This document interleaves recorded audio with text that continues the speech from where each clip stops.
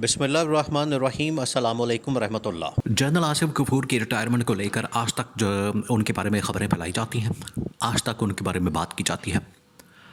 अब उनकी रिटायरमेंट के बाद उनके ऊपर एक और प्रोपेगेंडा, जो घटिया किस्म का प्रोपेगेंडा वो किया जा रहा है और फिर से इसको इमरान खान के साथ लिंक किया जा रहा है। और इसके पीछे कौन है? इसके पीछे वही नून लीग वाले टाउट सहाफ़ी या उनके अकाउंट होल्डर या उनके ऊपर प्रमोशन करने वाले, कैंपेन करने वाले, जो कि इमरान खान के ख़िलाफ़, पीटीआई के ख़िलाफ़ बात करते हैं। इनको पता है इनका सारा का सारा रोज़गार इसी चीज़ से जुड़ा हुआ है। इनका सारा कारोबार देखिए, पाकिस्तान के अंदर इस वक्त जितने लोग बात कर रहे हैं वो सारे के सारे नून लीग वाले। उनको पता है कि नवाज़ शरीफ नहीं बिकेगा, नवाज़ शरीफ के ऊपर बात करने से हमें कोई फ़ायदा नहीं होगा। अगर हम बात करेंगे इमरान खान के ऊपर, इमरान खान की हम कैंपेन करेंगे या इमरान खान के ख़िलाफ़ भी चाहे बात करेंगे, तभी हमारा कोई माल पानी बिकेगा और तभी जो है हमें कुछ व्यूज़ वगैरह मिलेंगे, सब कुछ होगा। वरना हमारी कोई औकात नहीं, हमारी कोई हैसियत नहीं। तो ये इमरान खान की वजह से जो इस वक्त सारी पॉपुलैरिटी है जो इमरान खान की है, तो इससे ये भी हासिल कर लेते हैं। अब जनरल आसिफ गफूर जो कि रिटायर हुए, तो उनको इमरान खान के साथ जोड़ के तो अगेन एक घटिया किस्म की मुहिम चलाई जा रही है, इतनी घटिया।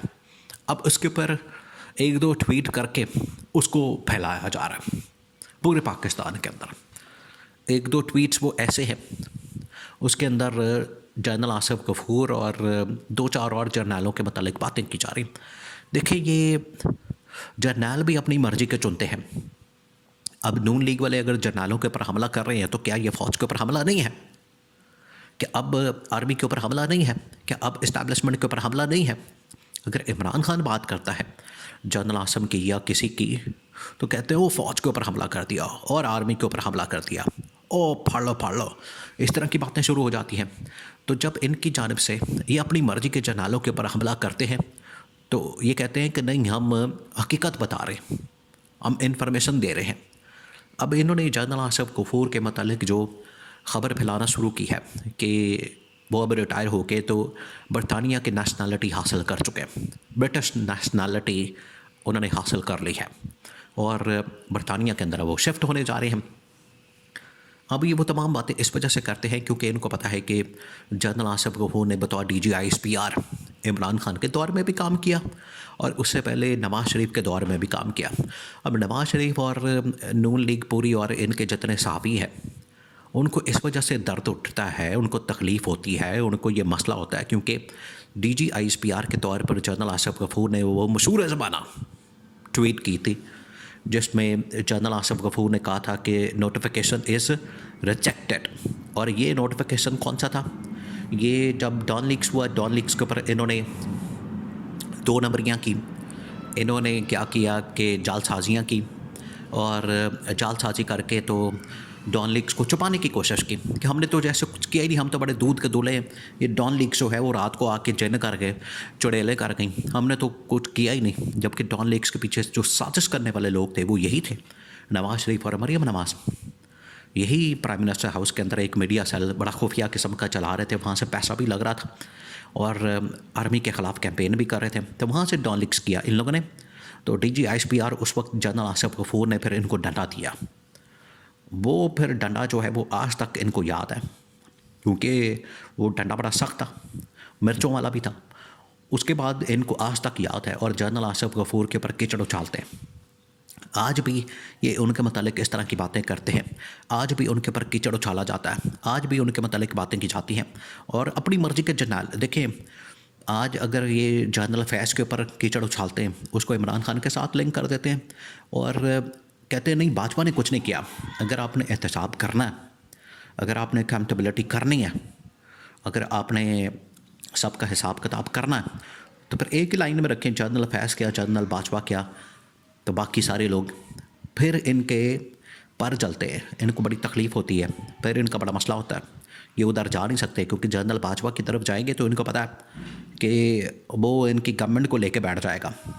जैसे जनरल मुशर्रफ के ख़िलाफ़ इन लोगों ने किसी ज़माने में, नवाज़ शरीफ ने साजिश की कि इसका ट्रायल किया जाए, तो जनरल मुशर्रफ की जो उसके ख़िलाफ़ होने वाली साजिश, वो फिर इनको गवर्नमेंट को लेके बैठ गई। इनको मना किया गया था। तो इनकी ख्वाहिश है कि चले ऊपर तक नहीं तो नीचे तक किसी को तो हम पकड़ें। और जनरल फैज़ को भी इसी चक्कर में पकड़ा हुआ है, क्योंकि इमरान खान के साथ उसका एक ताल्लुक़ रहा, बड़ा अच्छा रिलेशनशिप रहा। और जितने फॉरेन पॉलिसी के मामलात, सिक्योरिटी के मामलात, वो इमरान खान, जनरल फैज़ डील करते थे। तो इनको यहाँ ये मसला होता है, अपनी मर्ज़ी के जर्नल रखने, अपनी मर्ज़ी के जर्नलों के बारे में बात करनी है। जो हमारा जर्नल है वो ठीक है, जो इनका जर्नल है वो गलत है। जो हमारे जजेस हैं वो ठीक है, जो इनके जजेस हैं वो गलत है। वो इनके हक़ में फ़ैसला दें तो गलत है, हमारे हक़ में फ़ैसले आ जाएँ तो ठीक है, मेरिट के ऊपर है। तो ये इन्होंने पूरे मुल्क के अंदर जो तबाही का निज़ाम फेरा हुआ है, ये इसी सोच की वजह से, इन्हीं हरकतों की वजह से, इन्हीं बातों की वजह से है।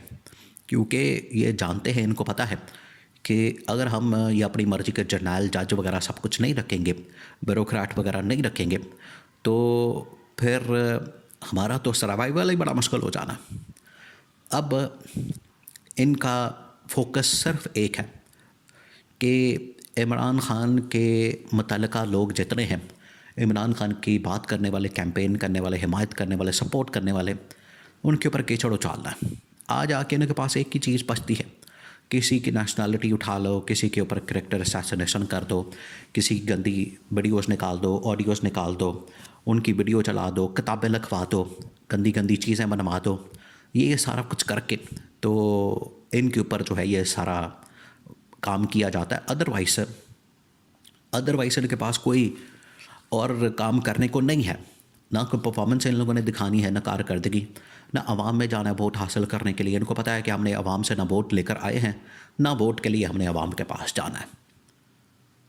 ये इसी वजह से ये ऊपर बैठ के तो साजिशें, हर वक्त महल्लाती साजिशों के अंदर घिरे हुए, हर वक्त लगे हुए।